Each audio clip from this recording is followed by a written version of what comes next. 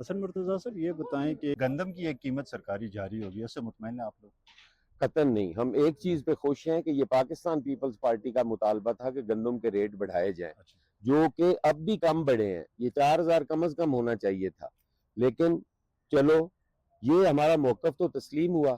لیکن یہ کاشتکار کے لیے نہیں بڑھے، یہ تو مڈل مین کے لیے، یہ تو دلال کے لیے یہ بڑھے ہیں. کیونکہ اب تو گندم دلال کے پاس پڑی ہے، کاشتکار کے ہڑولے تو خالی ہو گئے پچھلے وساکھ کے اندر ہی.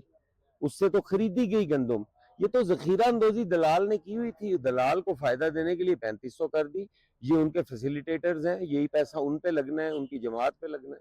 لیکن وہاں ریٹ بڑھنے سے عوام کا بھی تو نقصان ہو رہا ہے، یہاں آٹے کی قیمت بھی تو بڑھتی ہے اس حساب سے۔ نہیں دیکھیں، آٹے کی قیمت کو سٹیبل کرنے کے لیے آپ پوری ایک کمیونٹی کو مار دیں گے، یہ کون سا انصاف ہے؟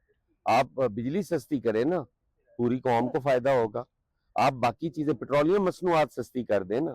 آپ آٹا سستا کر کے ہی اپنی میری جیب کاٹ کر آپ سخی بنے ہوئے ہیں، آپ لوگوں کو فائدہ پہنچا رہے ہیں کہ لوگوں کو فائدہ پہنچے گا جی، روٹی سستی ملے گی. باقی چیزیں سستی کرو جن کی ضرورت ہے. میری انپوٹ سستی کرو نا، کھاد سستی کرو، پیسٹیسائیڈ سستے کرو، پٹرولیم مصنوعات سستی کرو. سولر پہ آپ ٹیکس لگانے کی سوچ رہے ہو، لگائی جا رہے ہو، اور آٹا سستا کر کے آپ بڑے شاہوکار بنے ہوئے ہیں.